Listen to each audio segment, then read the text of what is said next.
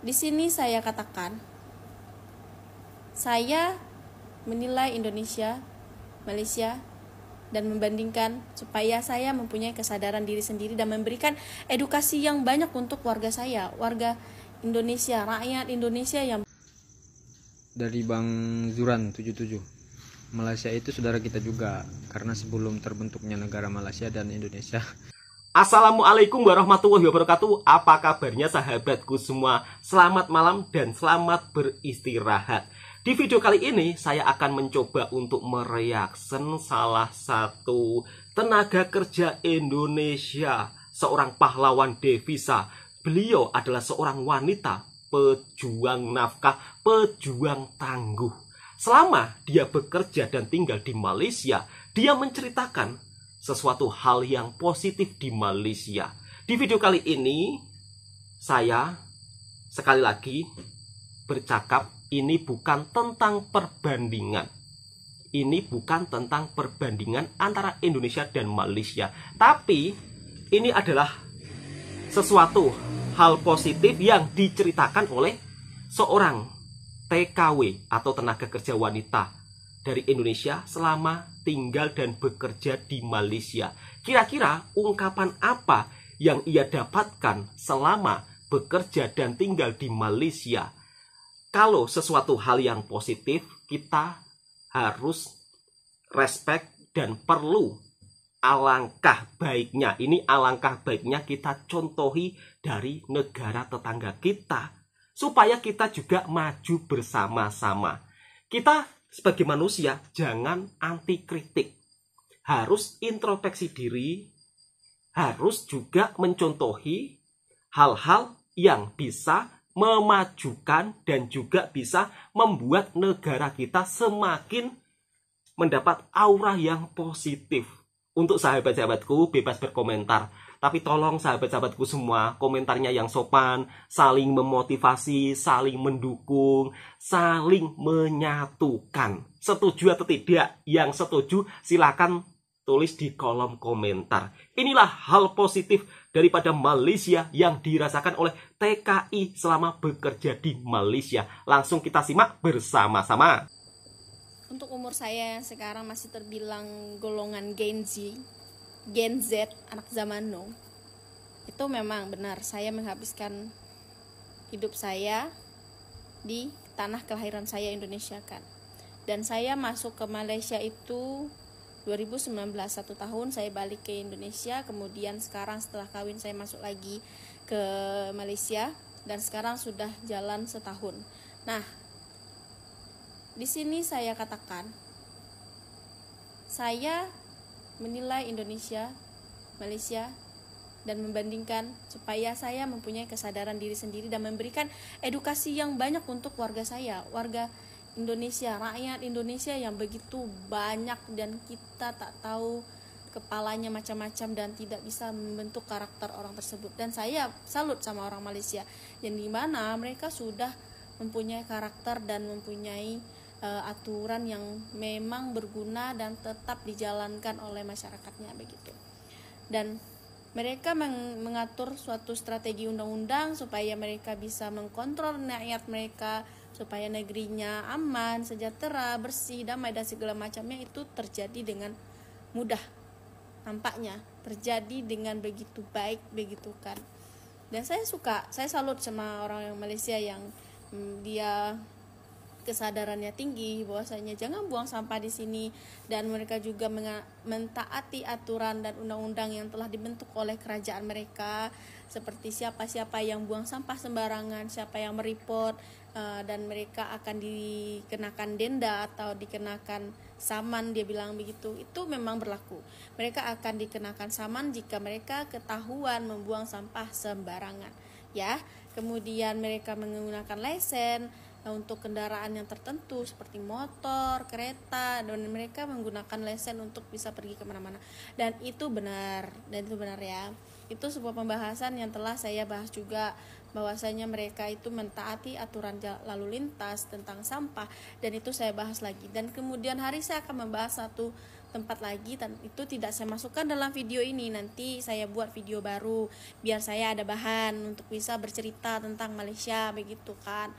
Nah, kakak ini bilang sama saya begini, nanti kakak kena kecam kak, nanti dibilang penjilat Malaysia. Saya menjilat di bagian apa begitu kan. Kalau untuk sekedar viral di Indonesia, viral itu gampang. Kenapa saya bilang viral di Indonesia tuh gampang? Kamu joget-joget aja lah, joget-joget abis itu telanjang gitu. Besok hari kamu bisa tuh diundang podcast nah. Itu yang paling senang. Tapi saya tidak mau yang seperti itu. Saya mau jadi diri saya sendiri yang kayak saya bisa berhijab tetap. Saya menggunakan bahasa yang tidak mungkin A, B, C gitu, bukan yang kasar begitu. Tidak, saya mau menggunakan bahasa yang masih layak didengar oleh orang-orang manapun gitu.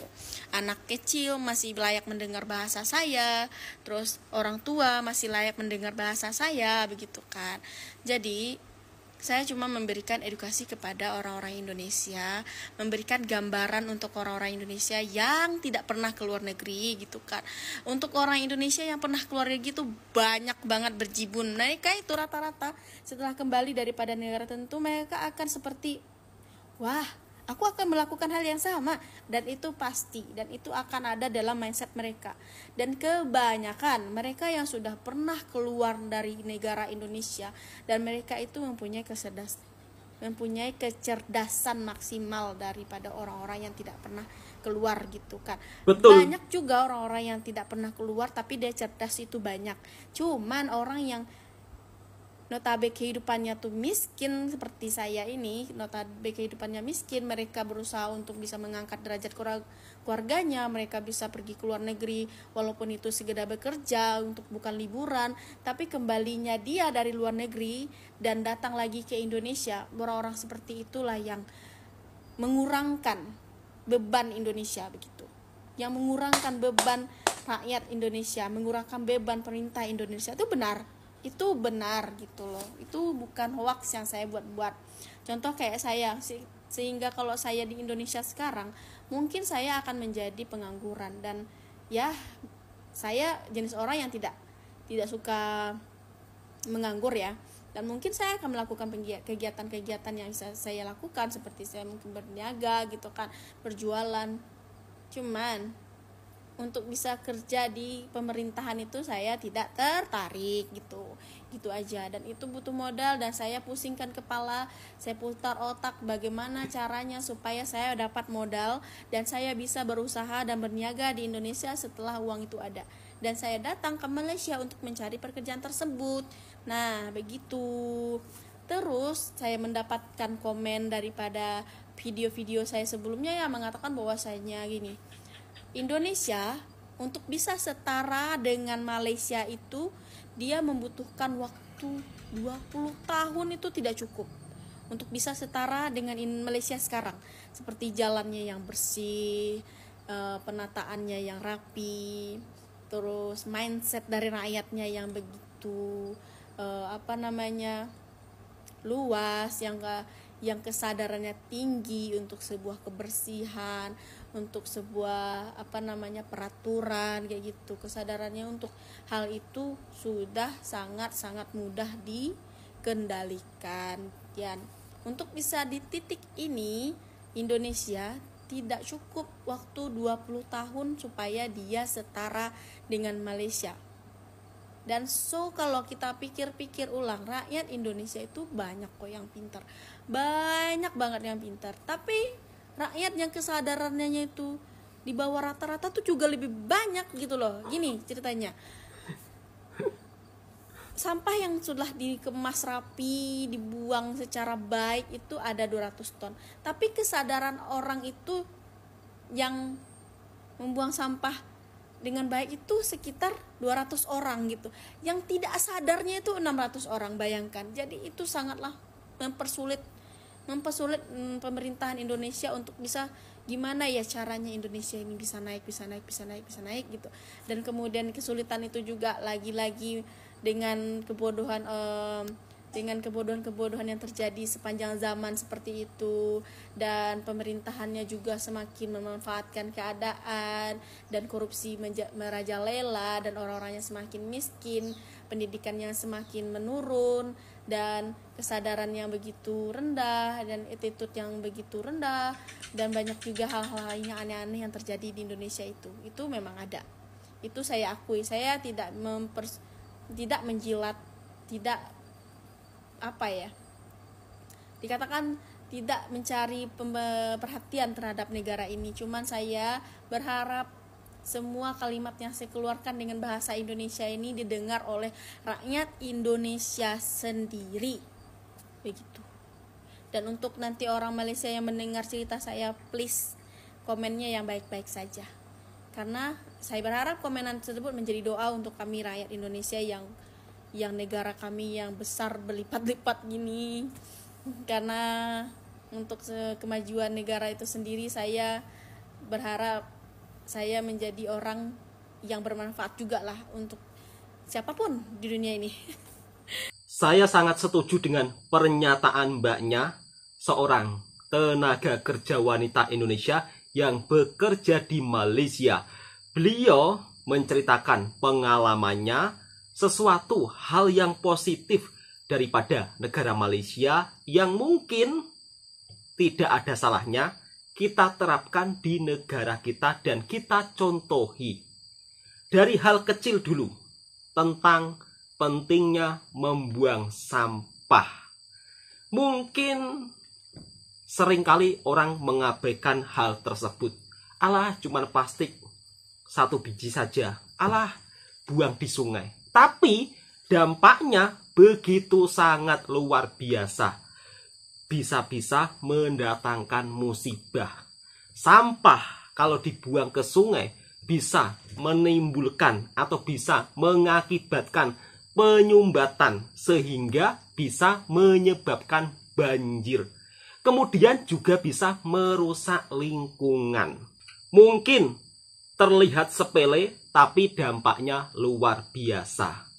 Ini bukan tentang video perbandingan, melainkan sesuatu hal yang positif wajib kita terapkan, tak kisah dari negara manapun.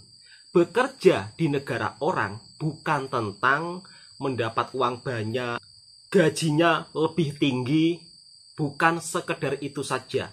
Tetapi kalau kita bisa melihat nilai-nilai positif di sekitarnya, kemudian hal tersebut kita bawa pulang, kita terapkan, kita amalkan kepada masyarakat sekitar, tentunya juga akan membawa perubahan. Sekali lagi, ini bukan video perbandingan. Saya melihat sendiri, kedisiplinan di Malaysia memang begitu sangat luar biasa.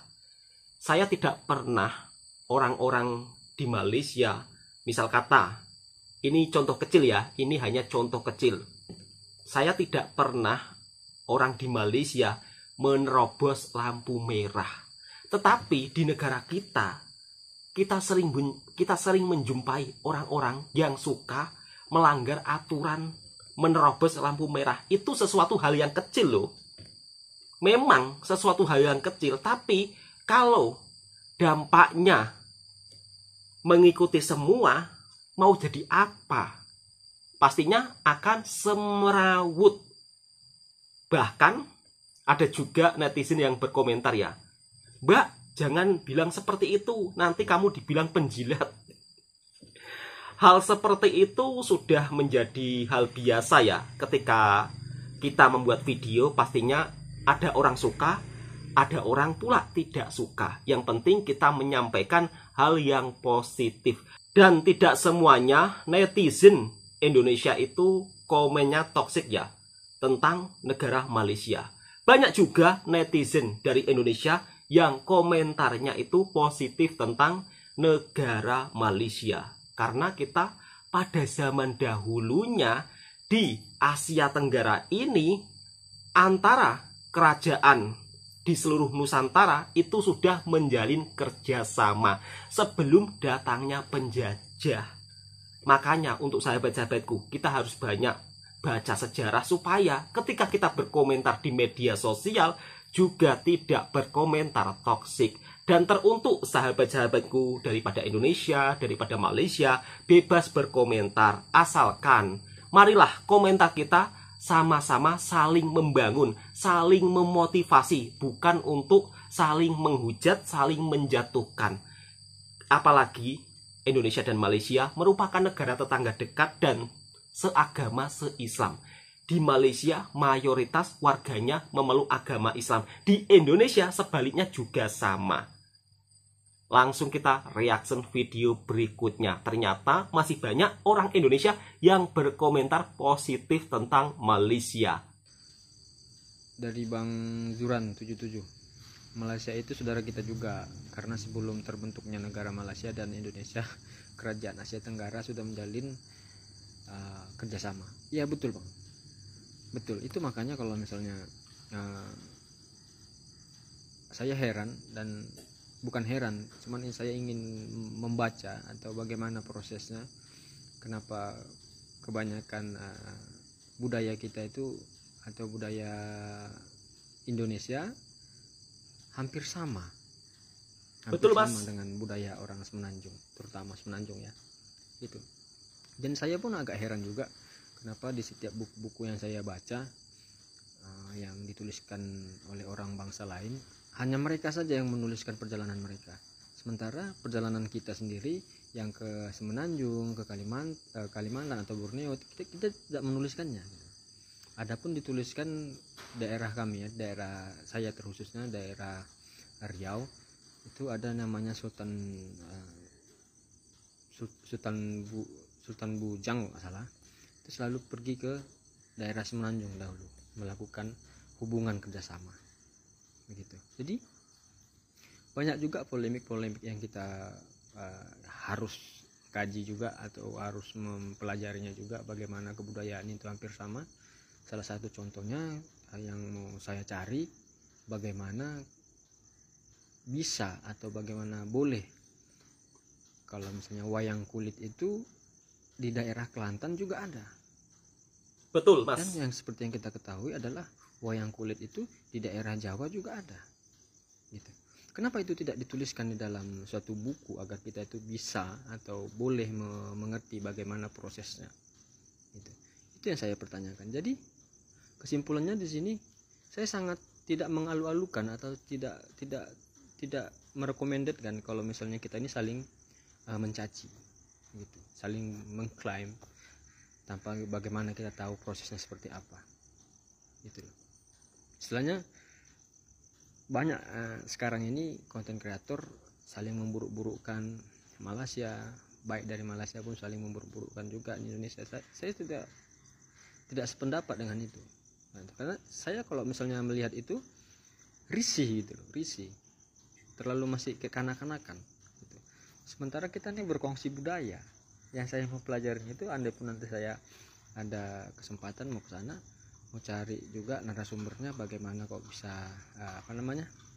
wayang kulit ada di daerah Kelantan sampai ke daerah selatan Thailand, sementara yang kita ketahui selama ini adalah wayang kulit itu ada juga di daerah Jawa, gitu.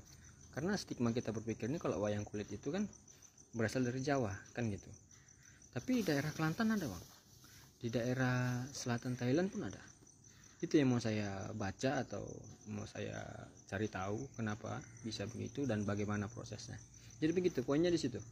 Orang-orang Melayunya yang ada di Semenanjung itu orang-orang Melayu ya, orang-orang Melayu yang berbangsa Melayu di Semenanjung itu adalah saudara kita.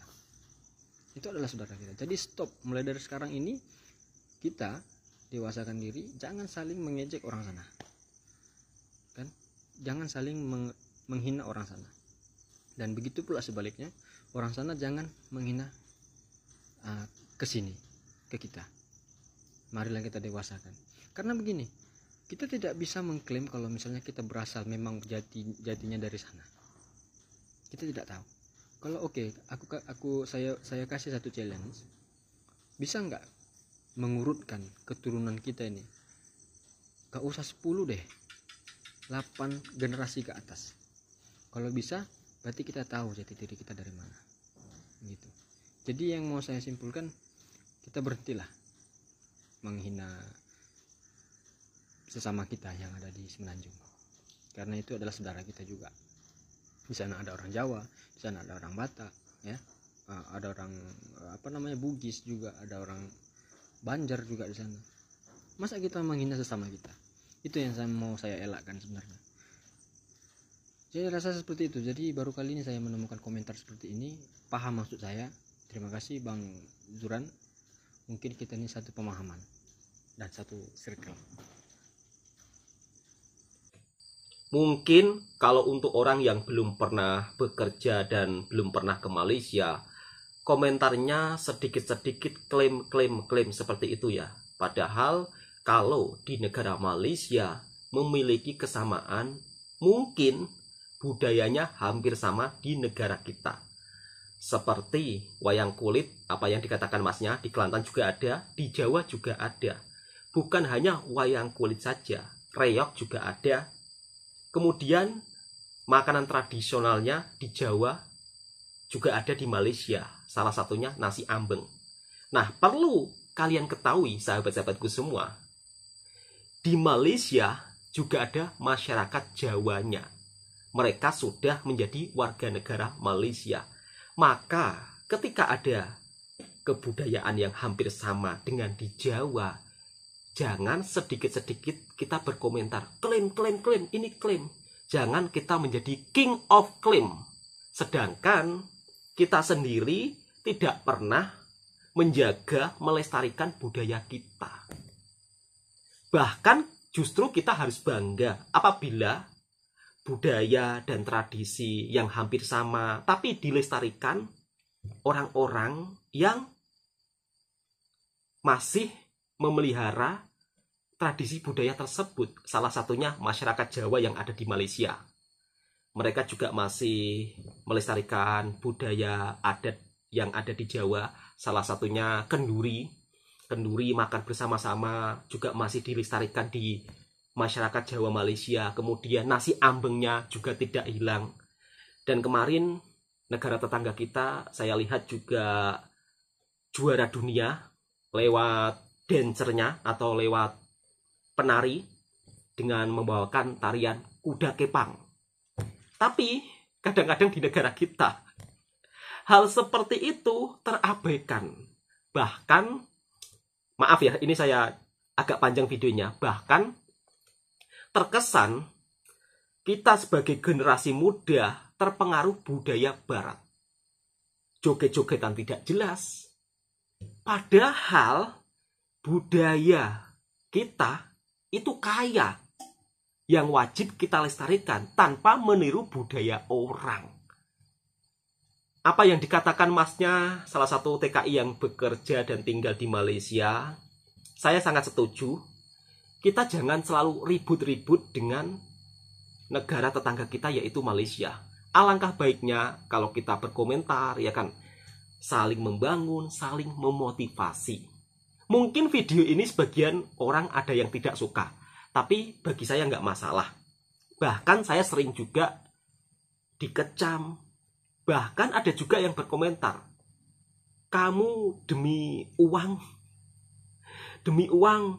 demi YouTube, membuat video seenaknya, semaunya, selalu memuji negara tetangga. Padahal saya bukan seperti itu tujuannya. Kok tahu kalian isi hati saya? Kok tahu apa tujuan saya?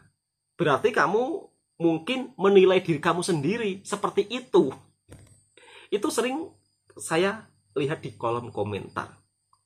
Dan untuk sahabat-sahabatku, jika ada kesamaan budaya, makanan, kita tak perlu berkomentar toksik atau mungkin berkomentar yang bukan-bukan.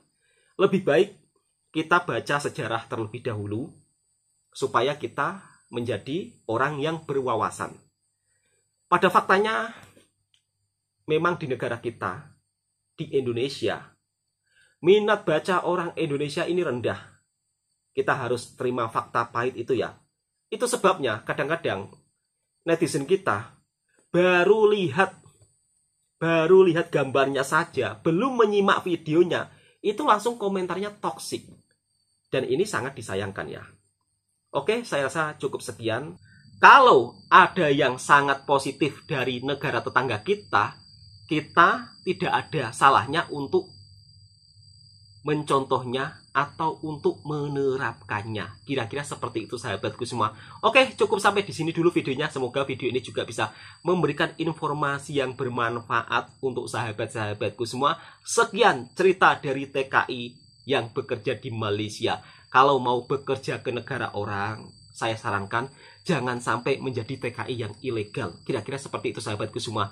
Karena menjadi TKI yang ilegal itu sangat beresiko tinggi.